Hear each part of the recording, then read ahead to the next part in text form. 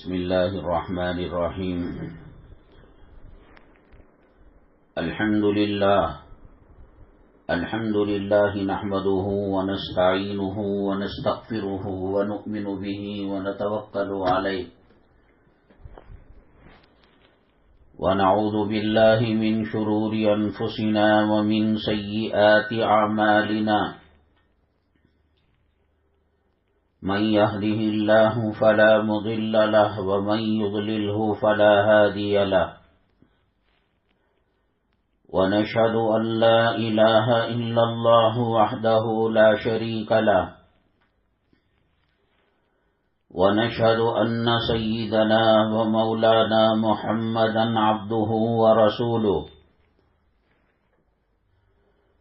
صلى الله عليه وعلى آله وأصحابه وبارك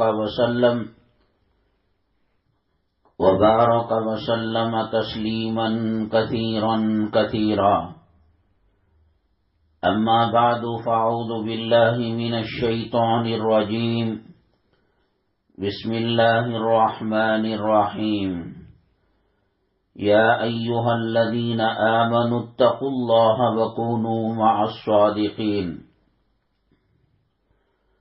قال النبي صلى الله عليه وسلم: لا تصاحب إلا مؤمنا، أو كما قال النبي عليه الصلاة والسلام.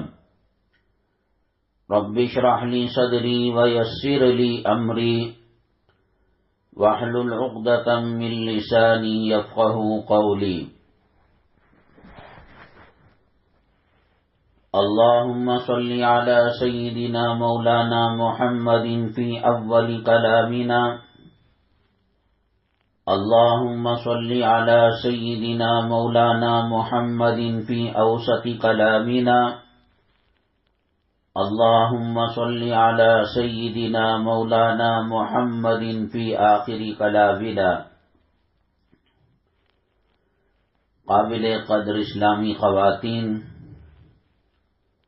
اللہ جل جلالہ کا بے پناہ کرم ہے اور احسان ہے. اللہ تبارک تعالی جو لاکھوں کروڑوں نعمتیں ہم پر برسائی، ان میں سے ایک نعمت اللہ نے یہ دی کہ دین کی مجلس سے جڑنے کا موقع مرحمت فرمایا. آج بظاہر اس کی کوئی قدر و قیمت ہمیں نظر نہ آ رہی ہو، قبر میں جانے کے بعد آخرت میں پتہ چلے گا. دکانوں میں بیٹھنے میں زیادہ نفع تھا، گھروں میں بیٹھنے میں زیادہ نفع تھا، یا شادی بیاہ کی محفلوں میں رسوم و رواج میں شامل ہونے میں زیادہ مزہ تھا، یا یہ کہ دینی مجلس کا اجر اور ثواب کتنا ہے. چونکہ یہ دنیا مادہ پرست ہے، دنیا دولت کی، مال کی، زمین کی پوجا کرنے والی ہے. ایسے ماحول کے اندر ایسی مجلسوں کی قدر و قیمت بہت کم نظر آتی ہے. اللہ کے نبی جناب محمد الرسول اللہ صلی اللہ علیہ وسلم نے فرمایا: زمین پر بسنے والی اور آباد ہونے والی دینی محفلیں آسمان والوں کے لیے ایسے روشن ہوتی ہیں، چمکتی ہیں، جیسے زمین والوں کے لیے آسمان کے ستارے چمکتے ہیں. یہ 2-4 گھڑیاں جو ذکر کی محفل میں، اللہ کی یاد کی محفل میں آخرت کی یاد کی نسبت سے جڑتی ہیں، اللہ تبارک تعالیٰ کو بے پناہ پسند ہے. اب چونکہ میں نے بتایا دین سے دوری ہو چکی ہے اور دینی چیزوں کی قدر و قیمت نہیں ہے. آپ دیکھیے عرب کی وہ پاک سرزمین جہاں اللہ کا کعبہ ہے اور جہاں نبی کریم جناب محمد الرسول اللہ صلی اللہ علیہ وسلم کا روضہ مطہرہ ہے، عرب کی وہ پاک سرزمین جہاں جبریل علیہ السلام قرآن لایا کرتے تھے، وہ پاک سرزمین جہاں غار ہرا ہے، وہ پاک سرزمین جہاں غار ثور ہے، وہ پاک سرزمین جہاں اللہ کے گھر کا طواف کیا جاتا ہے، وہ پاک سرزمین جہاں صفا مروہ کے درمیان سعی کی جاتی ہے، وہ پاک سرزمین جہاں حج کے ارکان منا میں، مزدلفہ میں، عرفات میں ادا کیے جاتے ہیں، وہ پاک سرزمین جہاں جنت کا ٹکڑا ریاض الجنہ کے نام سے ہے، جس کو اللہ کے نبی جناب محمد الرسول اللہ صلی اللہ علیہ وسلم نے فرمایا، ما بین بیتی و منبری روضۃ من ریاض الجنہ، میرے ممبر اور میرے گھر کے درمیان، حجر عائشہ رضی اللہ تعالیٰ عنہ کے درمیان جو حصہ ہے وہ جنت کا ٹکڑا ہے، اس میں اگر کوئی نماز پڑھتا ہے تو گویا جنت میں نماز پڑھتا ہے، اس میں کوئی دعا کرتا ہے تو گویا جنت میں دعا کرتا ہے، اس میں کوئی تلاوت کرتا ہے، ذکر کرتا ہے، اعتکاف کی نیت سے کچھ لمحے بیٹھتا ہے، گویا جنت میں بیٹھ رہا ہے۔ سیدنا امام اعظم ابو حنیفہ رحمۃ اللہ علیہ کے زمانے کے اندر ایک میاں بیوی میں جھگڑا ہو گیا، اختلاف ہو گیا، خامن روزے کی حالت میں تھا اور اس نے بیگم سے کہا، وہ چڑچڑاہٹ تھی اور وہ دلوں کے اندر کچھ محبت کی کمی تھی، اگر میں نے جنت کے اندر افطار نہ کیا تو تجھ پر 3 طلاق۔ طلاق دینے کے 2 طریقے ہوتے ہیں، ایک طریقہ ہوتا ہے کہ ڈائریکٹ طلاق دے دی جائے، اس میں تو طلاق سمجھ میں آتی ہے، اور ایک طریقہ طلاق کو کسی معاملے پر اٹکایا جاتا ہے کہ اگر تو نے یہ کھایا، اگر تو ماں کے گھر گئی، اگر تو بیٹے کے گھر گئی، اگر تو بہن کے گھر گئی، کسی بھی معاملے میں اٹکایا جاتا ہے، اس کو طلاق معلق کہتے ہیں۔ اگر وہ کام کر لیتی ہے عورت تو اس پر طلاق پڑ جاتی ہے، اور نہیں کرتی قیامت کی صبح تک طلاق نہیں پڑے گی۔ سحری تو اپنے گھر میں کی اس نے، اور بیوی کو طلاق دلانے کے لیے اور طلاق کے ذریعے سے جدا کرنے کے لیے اس نے کہا کہ اگر میں افطاری جنت میں نہ کروں تو تجھ پر 3 طلاق۔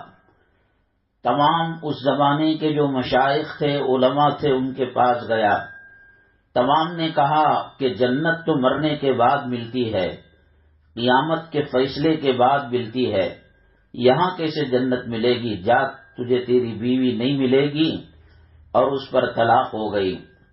یہ روتا پیٹتا سر پٹکتا۔ میں نے بتایا کہ کوئی کام گھر کے اندر خاوند اور بیوی ایسا نہ کرے کہ شیطان درمیان میں آ کر طلاق کو دلا دے۔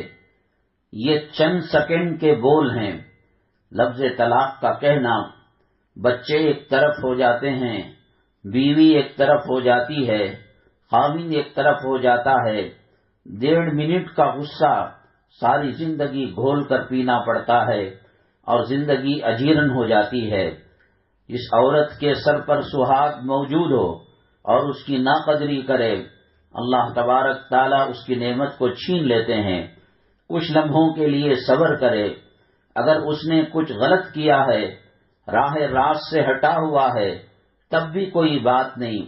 اللہ کے نبی جناب محمد الرسول اللہ صلی اللہ علیہ وسلم نے فرمایا، کوئی جھگڑے میں، لڑائی میں، اختلاف میں حق پر ہونے کے باوجود صبر سے کام لیتا ہے اور سامنے والے کو درگزر کرنے کا کام لیتا ہے، اللہ تبارک تعالی جنت کے بیچوں بیچ اسے محل عنایت فرمائیں گے، اور اللہ تبارک تعالی جنت کے اندر اس کو مقام نصیب فرمائیں گے۔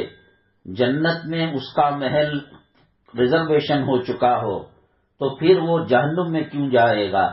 اس لیے اگر بیوی سمجھتی ہے کہ خاوند غلطی پر ہے، صبر کر لے، معاملہ اللہ کے حوالے کر دے، ورنہ یہ بچے باپ کے پاس جائیں گے تو تربیت صحیح نہیں ہوگی، اور ماں کے گھر آئیں گے تو پھر باپ کا ڈر اور خوف نہ ہونے کی وجہ سے آزاد ہو جائیں گے، اور پھر جب بڑے ہوں گے، ہوشیار ہوں گے، خود اپنی ماں کو تانا دیں گے کہ خاوند کے زندہ رہتے ہوئے اور موجودگی کے اندر اس نے کیا دیکھا تھا تم میں کہ تم کو طلاق پڑ گئی۔ آج کے بچے اسلام سے اور شریعت سے دور ہونے کی وجہ سے ماں باپ کے سامنے زبان چلاتے ہیں۔ اللہ تبارک تعالیٰ نے کلام پاک میں اپنی عبادت کے بعد سب سے بڑی اہمیت اور سب سے بڑی اطاعت کا جو حکم دیا ہے، اللہ رسول کے بعد وہ ماں باپ کا مقام ہے۔ وَقَضَىٰ رَبُّكَ أَلَّا تَعْبُدُوا إِلَّا إِيَّاهُ وَبِالْوَالِدَيْنِ إِحْسَانًا، کہ اللہ تعالیٰ نے فیصلہ کیا ہے کہ تم رب کی عبادت کیا کرو، اور یہ فیصلہ کیا ہے کہ والدین کے ساتھ نیک سلوک کرو۔ حتیٰ کہ قرآن نے کہا وہ اسلام سے ہٹے ہوئے ہیں، وہ کفر کی دلدل میں پھنسے ہوئے ہیں، تب بھی تم دنیاوی معاملات کے اندر مذہب سے ہٹ کر ان کا ساتھ دو، ان کو کھانا دو، ان کو پینا دو، ان کو بسترا دو، ان کو آرام دو۔ وَإِن جَاهَدَاكَ عَلَىٰ أَن تُشْرِكَ بِي مَا لَيْسَ لَكَ بِهِ عِلْمٌ فَلَا تُطِعْهُمَا، کہ ہاں اگر وہ چاہتے ہیں کہ اسلام سے ہٹ جائے اور شرک کے اندر مبتلا ہو جائے، قرآن کہتا ہے کہ فَلَا تُطِعْهُمَا، ان کی اطاعت نہ کرنا۔ وَصَاحِبْهُمَا فِي الدُّنْيَا مَعْرُوفًا، اور ان کے ساتھ نیک سلوک کرنا دنیا کے اندر۔ اللہ تبارک تعالیٰ نے ماں کا خاص طور سے بہت اونچا مقام رکھا ہے۔ آپ نے واقعہ سنا ہوگا کہ ایک اللہ والے اویس قرنی رحمت اللہ علیہ نبی کریم جناب محمد الرسول اللہ صلی اللہ علیہ وسلم سے ملاقات کے لیے تشریف لا رہے تھے۔ آدھا پونا راستہ کٹ چکا تھا، مدینہ منورہ کی سرحد میں قدم رکھنے والے تھے۔ اللہ کے نبی صلی اللہ علیہ وسلم کو کسی طریقے سے پتہ چلا کہ اویس قرنی قرن کے علاقے سے مجھے ملاقات کے لیے آ رہا ہے، اور اس کی ماں طبیعت خراب ہونے کی وجہ سے تڑپ رہی ہے، بلک رہی ہے۔ اللہ کے نبی صلی اللہ علیہ وسلم کو جو ایمان کی حالت میں دیکھتا ہے اور ایمان کی حالت میں اس کا خاتمہ ہوتا ہے، دیکھا تو حضرت ابو بکر صدیق رضی اللہ تعالیٰ عنہ نے بھی، اور دیکھا تو ابو لہب بھی، ابو جہل بھی، صحابہ ایمان کی حالت میں دیکھے اور ایمان کی حالت میں دنیا سے پردہ فرمائے۔ ابو جہل، ابو لہب، عتبہ، شیبہ، کفار مکہ، مشرکین مکہ اور منافقین مدینہ اور یہود و نصارہ، انہوں نے دیکھا لیکن ایمان کی حالت میں نہیں دیکھا، اور کچھ منافقوں نے ایمان کی حالت میں دیکھا لیکن ان کا خاتمہ ایمان پر نہیں ہوا، منافق ہونے کی وجہ سے، دلی بد عقیدگی کی وجہ سے کفر پر ان کا خاتمہ ہوا۔ تو جو دیکھتا ہے اللہ تعالیٰ کی رضامندی کا پروانہ، اللہ تعالیٰ ان کو مرحمت فرما دیتا ہے، اور صحابہ کرام کو قرآن پاک نے حق کا معیار قرار دیا ہے۔ قرآن پاک نے ان کا بہت اونچا مقام بتایا ہے۔ ان کو جو گالی دے گا، کمتر سمجھے گا، توہین کرے گا، ایمان اور اسلام کا جنازہ نکل جائے گا، اور ان کے ساتھ ان کی گستاخی کرنے والا کافر ہو جائے گا۔ بہت اونچا مقام ہے۔ حضرت اویس قرنی اگر نبی کریم صلی اللہ علیہ وسلم کو دیکھ لیتے، بہت اونچا مقام ہوتا، بہت بڑا درجہ ملتا۔ اللہ تبارک تعالیٰ نے کلام پاک میں ان کو سند دی اور سرٹیفکیٹ دی، رضی اللہ عنہم ورضوا عنہ، وہ اللہ سے راضی ہو چکے ہیں، اللہ ان سے راضی ہو چکا ہے۔ اللہ کے نبی صلی اللہ علیہ وسلم نے فرمایا، جس نے مجھے ایمان کی حالت میں دیکھا اور جس نے میرے دیکھے ہوئوں کو ایمان کی حالت میں دیکھا، یعنی نبی صلی اللہ علیہ وسلم کو جو دیکھا وہ تو جنتی، اور دیکھنے والوں کو جو دیکھا، نبی کو تو دیکھا نہیں لیکن صحابہ جنہوں نے نبی کریم صلی اللہ علیہ وسلم کا دیدار فرمایا ان کو دیکھا تو کہا کہ وہ بھی جنتی ہیں۔ حضرت اویس قرنی رضی اللہ تعالیٰ عنہ یا رحمت اللہ علیہ، یہ مقام ملنے ہی والا تھا۔ ماں کا مقام کیا ہوتا ہے، ماں کا مرتبہ کیا ہوتا ہے؟ بعض مرتبہ غریبی اور غربت کاٹنے والی ماں کا شادی شدہ خواتین جب امیری میں چلی جاتی ہیں اور ان کا نقشہ بدل جاتا ہے، مالدار ارب پتی کروڑ پتی کے یہاں نکاح ہو جاتا ہے، خدا نہ کرے اگر وہ ماں اس کی ماں کے ساتھ بدسلوکی کرے، بہت برا انجام ہونے والا ہے۔ کتنا بڑا مقام تھا صحابی کا. اللہ کے نبی صلی اللہ علیہ وسلم نے ان کو پیغام کہلوایا، بھیجا، جاؤ کہہ دو اویس کو جو قرن یمن کا ایک علاقہ ہے وہاں سے آ رہا ہے مجھ سے ملاقات کے لیے، میری ملاقات کے بدلے میں، میری ملاقات سے زیادہ بہتر یہ ہے کہ اویس اپنی ماں کی خدمت کیا کرے اور اپنے ماں کے ساتھ رہا کرے. دیکھیے رسول اللہ صلی اللہ علیہ وسلم کو دیکھنے کا مقام کیا ہوتا ہے. ایمان پر ثابت قدمی رکھ کر انتقال کرتا ہے.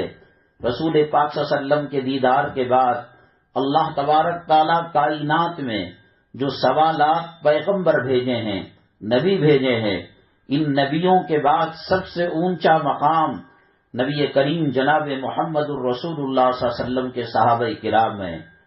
پوری دنیا غوث پاک رحمت اللہ علیہ سے بھر جائے، پوری دنیا امام اعظم ابو حنیفہ رحمت اللہ علیہ سے بھر جائے، پوری دنیا خطبوں سے ابدال سے بھر جائے، بزرگوں سے بھر جائے، شہیدوں سے بھر جائے، مومنوں سے بھر جائے، کسی صحابی کا مقابلہ کرنا اور کسی صحابی کے سامنے ان کا موازنہ کرنا تو دور کی بات، وہ جس گھوڑے پر بیٹھے ہوئے رہتے ہیں اس کے پیروں کی سم کی جو دھول ہے اس کا مقابلہ 7 زمین 7 آسمان اگر متقیوں سے بھر جائے، ان کا مقابلہ صحابہ کا تو دور کی بات.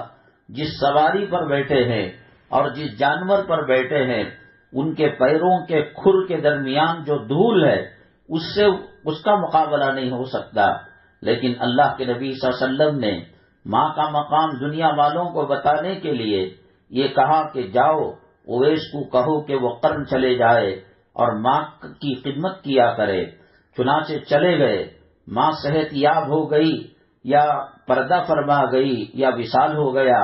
اس کے بعد حضرت اویس قرنی دوڑتے ہوئے آئے، اللہ کے نبی صلی اللہ علیہ وسلم کا دیدار کرے، آپ سے دعائیں لیں. آدھا راستے آئے تھے کہ پتہ چلا کہ نبی کریم صلی اللہ علیہ وسلم پردہ فرما چکے ہیں. نبی کریم صلی اللہ علیہ وسلم اس دار فانی سے دار بقا کی طرف کوچ کر گئے ہیں. بڑی مایوسی ہوئی، پھر وہاں سے وہ واپس چلے گئے. اللہ کے نبی صلی اللہ علیہ وسلم نے اپنے وفات مبارک وصال مبارک سے پہلے صحابہ کرام حضرت بالخصوص حضرت عمر بن الخطاب رضی اللہ تعالیٰ عنہ کو کہا کہ اگر تمہیں یمن کے علاقے قرن کا کوئی آدمی اویس نام کا ملے اور اس کی یہ نشانی ہے وہ ملے تو اس سے تم دعا کرانا. عمر بن الخطاب رضی اللہ تعالیٰ عنہ کائنات میں نبیوں کے بعد رسولوں کے بعد سب سے بڑا مقام سیدنا صدیق اکبر رضی اللہ تعالیٰ عنہ کا ہے، اور اس کے بعد کا مقام حضرت سیدنا عمر بن الخطاب رضی اللہ تعالیٰ عنہ کا ہے. معراج کے اندر اللہ کے نبی صلی اللہ علیہ وسلم نے جنت کے اندر موتی سے زیادہ چمکنے والا، دودھ سے زیادہ سفید، ہیرے جواہرات سے لدا ہوا ایک محل دیکھا. جبریل امین علیہ السلام نے کہا اے اللہ کے نبی صلی اللہ علیہ وسلم یہ کسی قریشی کا محل ہے. اللہ کے نبی صلی اللہ علیہ وسلم فرماتے ہیں کہ میں اندازہ لگانے لگا، چونکہ میں بھی قریشی ہوں، میں نبیوں کا نبی اللہ نے مجھے بنایا ہے، خاتم الانبیاء بنایا ہے، خاتم الرسول بنایا ہے، تمام پیغمبروں میں سب سے اونچا مقام دیا ہے اور امام الانبیاء بنایا ہے، ساقی کوثر بنایا ہے، شافی محشر بنایا ہے، شاید یہ محل میرا ہو سکتا ہے.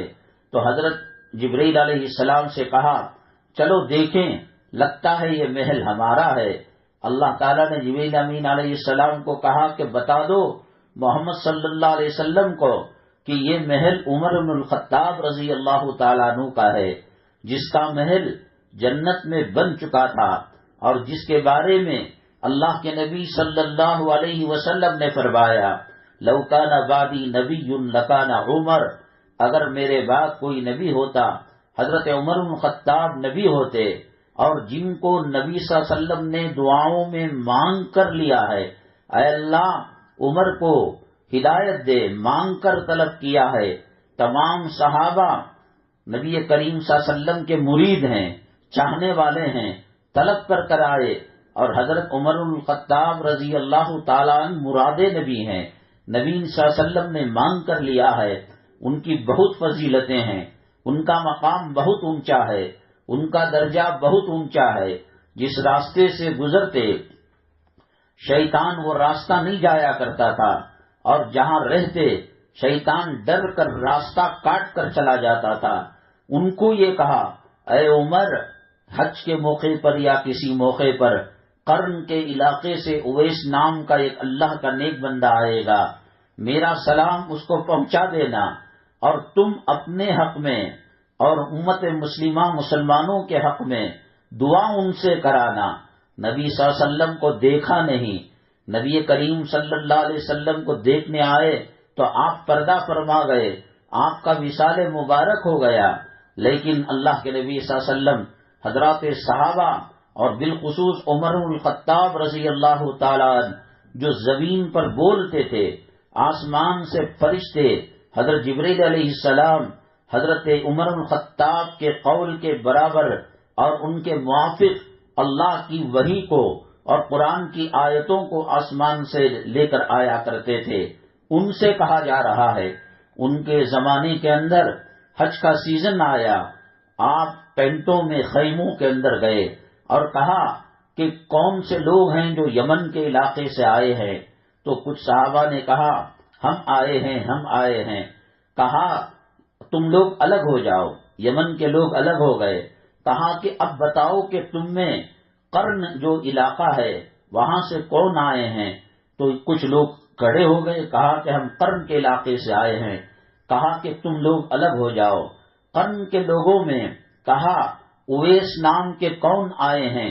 تو ایک آدمی کہنے لگے، اے عمر الخطاب، وہ مجنون قسم کا آدمی ہے، اسے کچھ سمجھ میں نہیں آتا، اسے کچھ دکھائی نہیں دیتا، وہ اٹھتے بیٹھتے چلتے پھرتے اللہ اللہ اللہ کہتا رہتا ہے، اسے پتہ نہیں کہ وہ کہاں ہے، کیا کہہ رہا ہے، کیا کر رہا ہے، آپ اس کو یاد کر رہے ہیں۔ حضرت عمر بن خطاب رضی اللہ تعالیٰ عنہ نے کہا، بھائی آپ بتائیے تو صحیح۔ تو اللہ کے نبی صلی اللہ علیہ وسلم نے جو نشانی بتائی تھی وہ دیکھا، اویس کے جسم پر وہ نشانی تھی، سینے سے لگا لیا اور چہرے کو بوسا، پیشانی کو بوسا دیا اور کہا کہ تم ہمارے حق میں دعا کرو۔ حضرت اویس کہنے لگے، میں تو تابعی ہوں، میں نے نبی کریم صلی اللہ علیہ وسلم کو ڈائریکٹ دیکھا نہیں ہے، تم صحابی ہو اور صحابی کا مقام بہت اونچا ہوتا ہے۔ حضرت عمر بن خطاب رضی اللہ تعالیٰ عنہ نے کہا، یہ ہم اپنے یا اپنے باپ کے گھر سے نہیں کہہ رہے ہیں، اللہ کے نبی صلی اللہ علیہ وسلم نے کہا ہے۔ تو وہ آنکھوں میں آنسو جاری ہو جاتے ہیں، سینے سے چمٹ جاتے ہیں اور ہاتھ اٹھا کر ان صحابہ کرام کو جو ملاقات کے لیے آئے تھے ان کے حق میں دعا کرتے ہیں۔ یہ وہی چیز ہے جس کو اللہ تبارک تعالیٰ نے کلام پاک میں فرمایا کہ اللہ کی اطاعت اور نبی کی فرما برداری کے بعد سب سے اونچا مقام ان کا ہے۔ حضرت علقمہ ایک صحابی ہیں، ان کے انتقال کا وقت آ گیا، اور جب انتقال کا وقت آئے تو موتا کے قریب بیٹھ کر کلمہ طیبہ کو پڑھنا چاہیے تاکہ وہ کلمہ پڑھ کر دنیا سے رخصت ہو جائے۔ حضرت علقمہ کے سامنے کلمہ طیبہ پڑھا جاتا تھا، وہ سب باتیں کرتے لیکن کلمہ طیبہ پڑھنے نہیں ہوتا تھا۔ نبی کریم جناب محمد الرسول اللہ صلی اللہ علیہ وسلم کو شکایت کی گئی، آپ تشریف لائے اور کہا، علقمہ میں محمد صلی اللہ علیہ وسلم ہوں، آپ کلمہ پڑھیے۔ وہ کلمہ پڑھنا چاہتے، زبان سے الفاظ نکلتے رک جاتے، حتیٰ کہ بہت کوشش کی۔ اللہ کے نبی صلی اللہ علیہ وسلم سمجھ گئے کہ ماجرا کیا ہے، کہا ان کی ماں زندہ ہے، کہا کہ ہاں زندہ ہے۔ آپ علیہ السلام ان کی والدہ کے پاس گئے یا والدہ کو بلا لیا اور کہا کہ تمہارے بیٹے علقمہ سے تم ناراض ہو اور تم خفا ہو؟ کہا کہ بہت ستاتا تھا اور جواب دیتا تھا اور میرا احترام اکرام میں کمی کرتا تھا، یہ سب بتایا۔ اللہ کے نبی صلی اللہ علیہ وسلم نے کہا جو ہو گیا سو ہو گیا، تم معاف کر دو۔ والدہ نے کہا میں معاف کرنے کے لیے تیار رہی، میرے بچے نے میرے دل کو صدمہ پہنچایا ہے اور تکلیف پہنچائی ہے۔ آپ نے فرمایا تو پھر ایک کام کرو، لکڑیاں جمع کرو، ایندھن جمع کرو اور تیل گھی ڈالو، آگ لگاؤ اور اپنے ہاتھوں سے اپنے بیٹے علقمہ کو اس کے اندر ڈال دو۔ ماں چیخنے لگی، چلانے لگی، اے پیارے نبی صلی اللہ علیہ وسلم، آپ کیا فرما رہے ہیں؟ کیوں ایسا ہم کریں؟ تو کہا یہی حشر ہوگا اگر آپ معافی نہیں دیں گی اور بغیر کلمے کے دنیا سے رخصت ہو جائیں گے، قیامت میں قبر میں یہی معاملہ کیا جائے گا۔ ماں کے دل میں اللہ نے رحم کو ڈالا اور محبت کو ڈالا اور ماں نے معاف کر دیا۔ میری مائیں اور بہنیں دنیا میں رہ کر، بالخصوص ٹی وی کے سیریل دیکھ کر، سنیما دیکھ کر ایک الگ ماحول گھروں کا بن رہا ہے۔ ہوٹلوں میں کھانا فیشن بن چکا ہے۔ بفے سسٹم کے اندر بے پردگی اور بے حیائی کے ساتھ کھا کر آدھا کھانا آدھا گرانا ایک فیشن بن گیا ہے۔ بے پردگی بے حیائی آ چکی ہے، اور فلموں کے اندر محبت کو خدا بنایا گیا ہے۔ محبت اور لو کو اور عشق کو خدا اور صنم کے نام سے تعمیر کرتے ہیں، اور اس کے اندر یہ بات دکھائی جاتی ہے کہ محبت کے لیے خاندان کے جذبات کو چھوڑا جا سکتا ہے، ماں باپ کو چھوڑا جا سکتا ہے، بھائی بہنوں کو چھوڑا جا سکتا ہے، حتیٰ کہ اگر کسی کا ایمان کمزور ہو تو وہ ایمان کو بھی رخصت کر دیتا ہے۔ آئے دن مسلمان عورتوں کے تعلق سے خاص طور سے یہ خبریں آتی رہتی ہیں کہ اپنے لڑکے کے خاطر، بوائے فرینڈ کے خاطر اس نے ایمان کو، اسلام کو چھوڑ دیا اور مندر میں آنکھ کے پھیرے لے کر ہندوانہ رسوم و رواج سے اس نے اپنے خاوند سے بیاہ کر لیا۔ یہ زمانہ بڑا فتنوں کا زمانہ ہے، یہ زمانہ باطل کے سر چڑھ کر بولنے کا زمانہ ہے، یہ زمانہ فرعون، حامان، شداد، قارون سے بدتر زمانہ ہے، یہ زمانہ ابو جہل اور ابو لہب، ادبا، شیبہ، دشمنان اسلام کے زمانے سے بدتر زمانہ ہے۔ اللہ کے نبی جناب محمد الرسول اللہ صلی اللہ علیہ وسلم نے فرمایا، صبح میں کچھ لوگ مومن ہوں گے اور شام ہوتے ہوتے کافر ہو جائیں گے، اور کچھ لوگ شام میں کافر ہوں گے اور صبح ہوتے ہوتے وہ مومن ہو جائیں گے۔ یہ فتنوں کا دور چل رہا ہے، حق و باطل کی تمیز ختم ہو چکی ہے، اور مال کا حاصل کرنا، دولت کا حاصل کرنا، بنگلوں کا حاصل کرنا، پراپرٹی کا حاصل کرنا، زر زیور کا حاصل کرنا، مالداری آج عزت کی چیز ہو چکی ہے۔ میری مائیں اور بہنیں، یہ سب اس وجہ سے ہو رہا ہے، علماء کرام کے دامن کو ہم نے چھوڑ دیا ہے، دینی مجلسوں کی قدر و قیمت نہیں ہے۔ قرآن شریف میں اللہ نے فرمایا، یا ایھا الذین آمنوا اتقوا اللہ وکونوا مع الصادقین، اے وہ لوگو جو ایمان لائے ہو، اللہ سے ڈرو۔ اللہ کا ڈر گھر کی ٹی وی سے نہیں آتا، ایل سی ڈی سے نہیں آتا، کیبل کلیکشن سے نہیں آتا، انٹرنیٹ کے اندر گیم دیکھنے سے، فلمیں دیکھنے سے نہیں آتا۔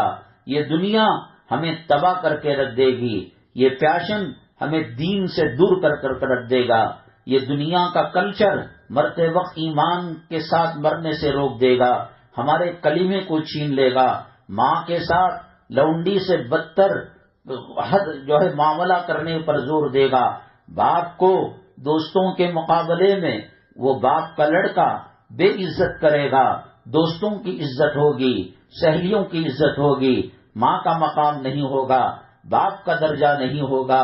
اللہ کے نبی صلی اللہ علیہ وسلم نے فرمایا، کوئی ماں باپ کے چہرے کو عزت کی نگاہ سے دیکھے، اللہ ایک حج مبرور کا ثواب مرحمت فرماتے ہیں۔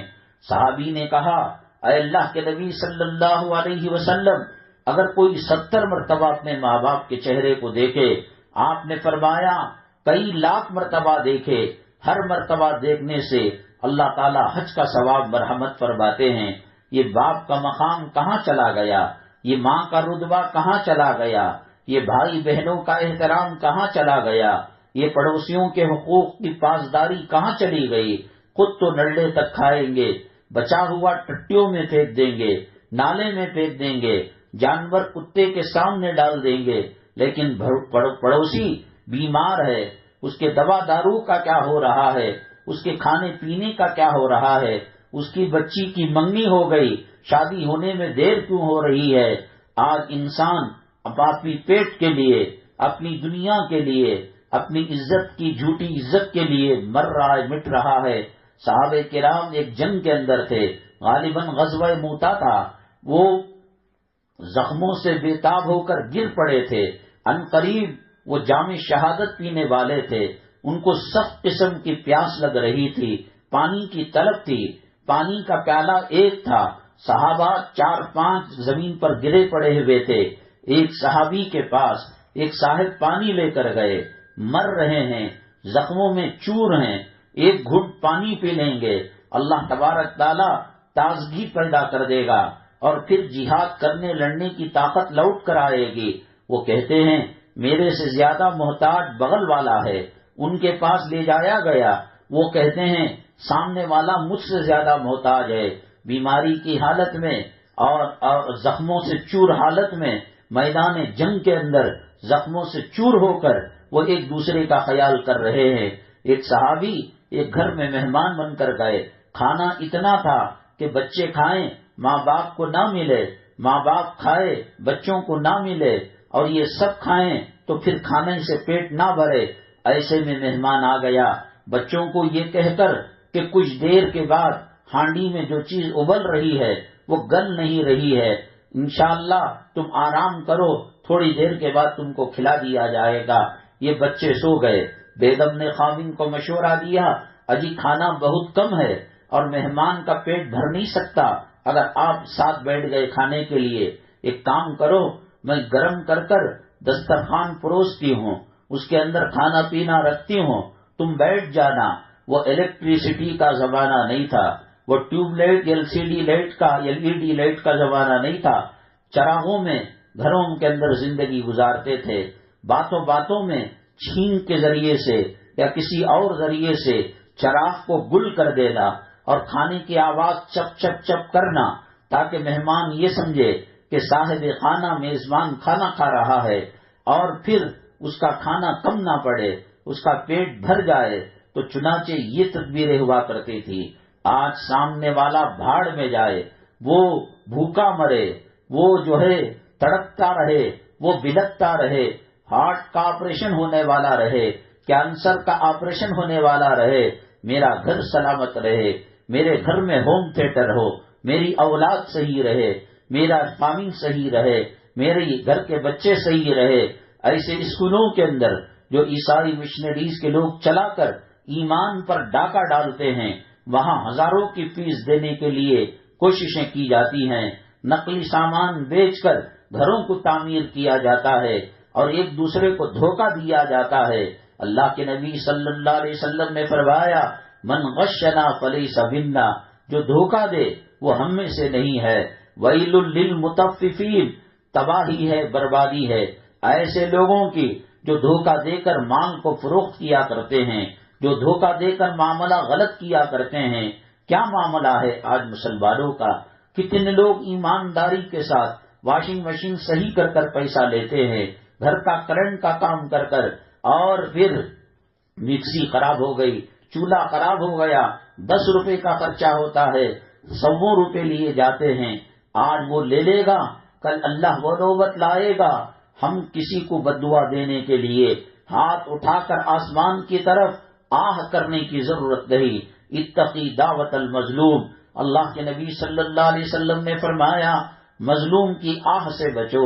ساس جو نخرے دکھاتی ہے، نڑن اور بھاوج جو معاملہ کرتے ہیں، تو اگر یہ غریب بچی کچھ آہ بھی کرے تو بدنام ہو جاتی ہے، آنکھوں سے آنسو جھلکے تب بھی بدنام ہو جاتی ہے، سب گھیر لیتے ہیں۔ ارے جھوپڑ پٹی سے آئی ہوئی عورت، تو آئی تھی تو ایک جوڑا ساتھ نہیں لائی، آج اگر تجھے مل رہا ہے تو ہمارا مذاق اڑاتی ہے، مرد کے کان بھرتی ہے، اس کے دل و دماغ کے اندر غلط چیزیں ڈالتی ہے، سب مارتے ہیں، پیٹتے ہیں، تانا دیتے ہیں۔ یہ ہاتھ اٹھا کر زبان سے بد دعا تو نہیں کرتی، لیکن جو آہ نکلتی ہے وہ امریکہ کے ایٹم بام اور رشیا کے کیمیکل ہتھیار سے زیادہ خطرناک ہوتے ہیں۔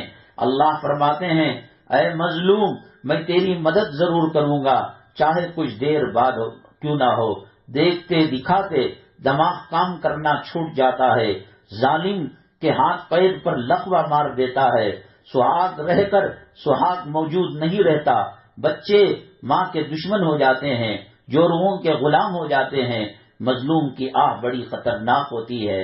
یہ سب چیزیں کیسے پتہ چلے گی؟ نیکوں کی محفل میں آئیں گے۔ اللہ نے کہا اے ایمان والو اللہ سے ڈرو۔ کیسے ڈرو؟ یہ ڈر کہاں ملتا ہے؟ یہ آخرت کا خوف کیسے پیدا ہوتا ہے؟ یہ جہنم پر یقین، یہ جنت کا یقین کیسے ہوتا ہے؟ یہ کیسے ہوگا کہ مرنے کے بعد اللہ ہمیں دوبارہ زندہ کرے گا؟ یہ کیسے ہوگا کہ قبر کے اندر منکر نکیر آئیں گے؟ یہ کیسے ہوگا کہ قبر کے اندر پسلیوں کو ملایا جائے گا؟ اللہ کے نبی صلی اللہ علیہ وسلم کے زمانے میں ایک بچے کا جنازہ جا رہا تھا۔ اللہ کے نبی صلی اللہ علیہ وسلم نے حضرت عائشہ صدیقہ رضی اللہ تعالیٰ عنہا کے سامنے تھے، آنکھوں سے آنسو کے قطرے نکل گئے۔ امی جان عائشہ صدیقہ رضی اللہ تعالیٰ عنہا نے پوچھا میرے آقا میرے مولا آپ کیوں رو رہے ہیں؟ اس بچے سے کیا دوستی ہے، کیا رشتہ داری ہے ان کے گھر والوں سے؟ آپ نے فرمایا عائشہ اگر قبر کسی کو بچا سکتی تھی، اگر کسی کو جو ہے اس کی پسلیاں نہیں ملا سکتی تھی تو یہ بچہ اس لائق تھا، لیکن میں کیا کروں، مجبور ہوں۔ اللہ نے بتایا ہے اس بچے کو بھی قبر میں ڈالنے کے بعد اور دفن کرنے کے بعد پسلیاں ملے گی۔ وہاں عذاب قبر سے نجات کیسے ہوگی؟ قبر کیڑوں کی جگہ ہے، مکوڑوں کی جگہ ہے، سانپ کی جگہ ہے، بچھو کی جگہ ہے۔ ایک نماز کے چھوڑنے پر دوسری نماز کے وقت تک اجدہ مارتا رہتا ہے۔ ایک مرتبہ اجدہ پھن مارے 70 گز زمین میں مردہ دھس جاتا ہے۔ نہ ماں کام آنے والی، نہ باپ کام آنے والا، نہ اولاد کام آنے والی، نہ سسرال کام آنے والی، نہ ننیال کام آنے والی، نہ دادی کے گھرانے کام آنے والے، نہ کالج کے، نہ یونیورسٹی کے، نہ اسکول کے ساتھی کام آنے والے۔ دنیا میں اکیلے آئے تھے اور دنیا سے اکیلے چلے گئے۔ قبرستان کے کنارے کھڑے ہو کر آپ کبھی سوال کیجئے، اے وہ خواتین، اے وہ لوگ جن کو اپنے بنگلوں پر ناز تھا، اپنی پراپرٹی پر فخر تھا، اپنے حسن پر ناز تھا، اپنی جوانی پر کبر کرتی تھی اور ناز کیا کرتی تھیں، شادی محفلوں کے اندر ہزاروں خواتین گھور گھور کر دیکھا کرتی تھی، یہ کیا ہوا؟ تمہارے آنکھوں کے پانی کو کس نے ختم کر دیا؟ تمہارے ہڈیوں سے گوشت کو کس نے گلا دیا؟ کون سا کیمیکل آئے گا کام؟ کون سی دوا کام آئے گی؟ کون سی چیز کام آئے گی؟ آج ہمارے جسم کے اندر حرام خون اور دنیا کی محبت ہونے کی وجہ سے جنازوں کو دیکھ کر ہمیں رونا نہیں آتا، قبرستان کو دیکھ کر ہمیں سمجھ نہیں آتی۔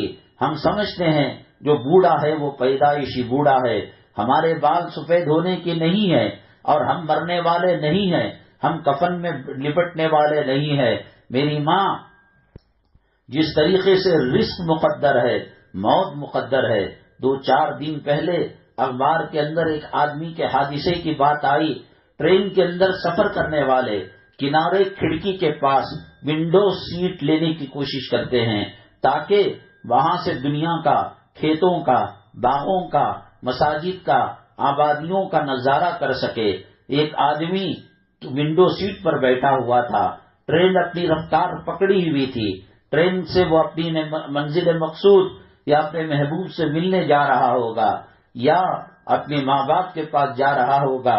وہاں پٹری کے قریب ایک لوہے کی سلاخ تھی، ٹرین کی رفتار جب تیز ہوئی تو وہ سلاخ ریل کے پٹری کے اوپر، اس کے اوپر سے گزری، جیسے گلی ڈنڈا میں گلی اڑ کر چلی جاتی ہے تو وہ سلاخ اڑ کر کھڑکی کے گلاس کو پھاڑ کر اس کے سر میں گھس گئی اور سر کا بھیجا باہر آ گیا اور وہیں ڈھیر ہو گیا۔ میرا اللہ لینا چاہے، میرا اللہ موت دینا چاہے تو اسے کینسر دینے کی ضرورت نہیں ہے، اسے لنگڑا لولا کرنے کی ضرورت نہیں ہے۔ ایک مچھر کے ذریعے سے موت دے دے گا، ایک کنکر کے ذریعے سے موت دے دے گا، ایک ٹھوکر کے ذریعے سے موت دے دے گا، ایک چھینک کے ذریعے سے موت دے دے گا۔ ایک بادشاہ تھا، اس کو اپنی دولت اور اپنے نعمتوں پر اللہ تعالیٰ کی دی ہوئی بڑا گھمنڈ تھا، بڑا غرور تھا۔ لوگوں نے بتایا بادشاہ غرور نہ کر، تکبر نہ کر، بڑے بڑے بادشاہ آئے، اللہ کے عذاب کا شکار ہو کر چلے گئے، مر کر مٹی میں مل کر چلے گئے۔ اس نے کہا ایک گنبد بناؤ اور اتنا موٹا کہ توڑنے لگے تو مہینوں لگ جائے۔ اس گنبد کے اندر سیکورٹی، ڈاکٹر، حکیم سب کو رکھا کہ کوئی کھانے پینے کی چیز آئے تو چیک کر کر لائی جائے، کہیں زہر نہ ہوگا، کہیں جسم کو ختم کرنے والی چیز نہ ہو۔ یہ سب کچھ کر رہا تھا۔ ایک مکڑی زمین پر چل رہی تھی، وہ مکڑی بڑی زہریلے تھی، اس نے اس کے اوپر پیر رکھ دیا۔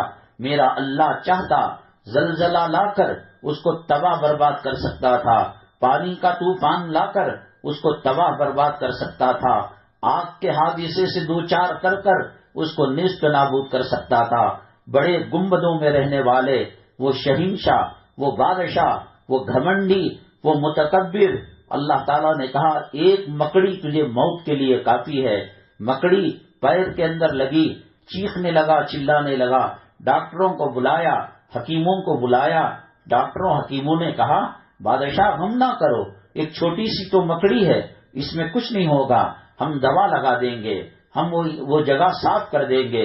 مکڑی کا زہر تلوے سے گھسنے لگا، رفتہ رفتہ پنجہ کاٹا گیا، پنڈلی کاٹی گئی، گڑدا کاٹا گیا، ران کاٹا گیا، کمر تک کا حصہ کاٹا گیا، ٹکڑے ٹکڑے کر کر مکڑی سے اللہ نے اس کے غرور کو، تکبر کو، گھمنڈ کو پامال کر دیا، مٹی میں ملا دیا۔ اس کو اللہ نے کہا وَلَوْ كُنْتُمْ فِي بُرُوجٍ مُشَيَّدَةٍ، تم مضبوط قلعوں کے اندر اور مضبوط گنبدوں کے اندر کیوں نہ ہو، إِنَّ أَجَلَ اللَّهِ إِذَا جَاءَ لَا يُؤَخَّرُ لَوْ كُنْتُمْ تَعْلَمُونَ، وقت مقررہ پر جو موت آنی ہے، پانی میں سے حصہ ختم ہو گیا، غلہ اناج میں سے حصہ ختم ہو گیا، نہ بابا کام آئے گا، نہ خامن کام آئے گا، نہ خاندان قبیلہ کام آئے گا، منہ کی دوا منہ میں رہ جائے گی، حلق سے روح نکل کر ناک اور منہ کے ذریعے سے باہر چلی جائے گی۔